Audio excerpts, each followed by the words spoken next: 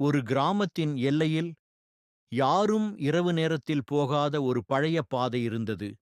அந்த பாதையின் நடுவில் ஒரு பெரிய ஆலமரம் நின்று கொண்டிருந்தது. கிராமத்தில் எல்லாரும் சொல்லுவாங்க, இரவு 12 மணிக்குப் பிறகு அங்கே போகாதே. நீளமான கருப்பு முடி கொண்ட ஒரு பேய் அங்கே நிற்கும். ஆனா விக்ரம் என்ற ஒரு இளைஞன் அதை நம்பவே இல்லை. ஒரு நாள் இரவு அவன் நண்பர்களிடம் சொன்னான், பேய் எதுவும் கிடையாது. நான் இன்று அந்த பாதைக்கு போய் பார்த்து வர்றேன். நள்ளிரவு விக்ரம் அந்த ஆலமரத்துக்கு அருகே வந்தான். அப்போ திடீர்னு காற்றே இல்லாம இருந்தாலும் மர இலைகள் மெதுவாக அசைய ஆரம்பிச்சது. விக்ரமின் இதயம் வேகமாக துடிச்சது. அவன் முன்னே நடந்தான்.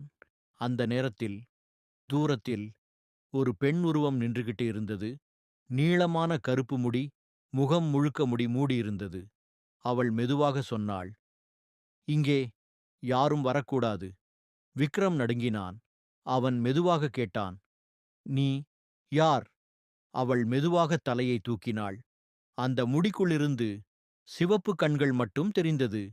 அவள் சிரிச்சு சொன்னாள், நான் இந்த மரத்தோட ஆவி.